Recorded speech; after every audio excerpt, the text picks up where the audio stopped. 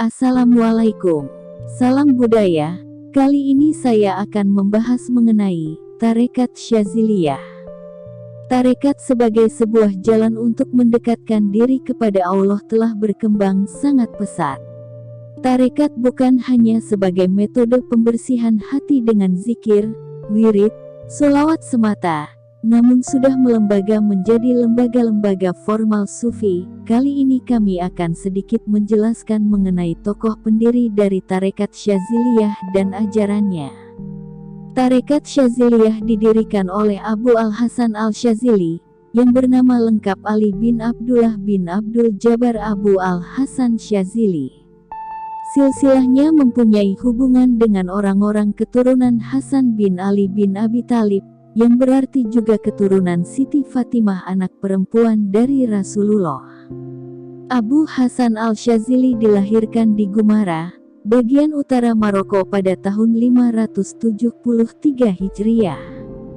Pendidikan agamanya dimulai dari didikan kedua orang tuanya, dan kemudian berlanjut kepada guru-guru spiritual yang juga ulama besar yaitu Abdul Al-Salam.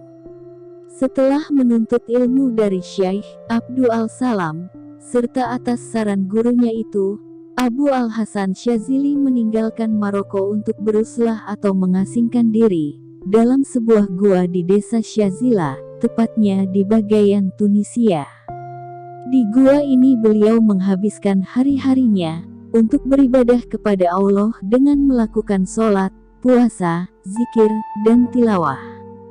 Namun, selama beruslah, beliau tetap berinteraksi dengan lingkungan sekitar seperti berceramah, mengajar dan berdiskusi dengan para ulama dan sufi lainnya. Ceramah dan pengajarannya mendapat sambutan yang sangat baik dari berbagai kalangan setempat.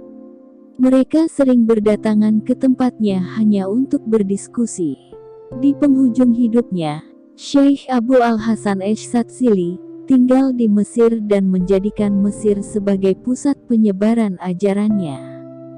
Di Mesir ajaran ini menjadi ajaran yang besar, dan terbentuk dalam suatu tarekat yang dikenal dengan Tarekat Syaziliyah. Pada tahun 1197 Masehi, Syekh Abu Al-Hasan Syazili meninggal dunia dan dilanjutkan oleh muridnya, yaitu Syekh Ibn Athaillah Al-Sakandari. Tarekat ini berkembang, tersebar luas dan berpengaruh besar sampai sekarang di dunia Islam seperti Afrika Utara, Mesir, Kenya, Tanzania, Sri Lanka, dan beberapa negara bagian di Amerika Barat dan Utara, hingga Indonesia. Adapun ajaran dari tarekat ini adalah memiliki ketakwaan terhadap Allah secara lahir dan batin, konsisten mengikuti sunnah Rasul baik dalam ucapan maupun perbuatan yang direalisasikan dengan selalu bersikap waspada dan bertingkah laku yang luhur. Ridha kepada Allah, baik dalam kecukupan maupun kekurangan yang diwujudkan dengan menerima apa adanya. Kembali kepada Allah, baik dalam keadaan senang maupun dalam keadaan susah. Sekian dari saya.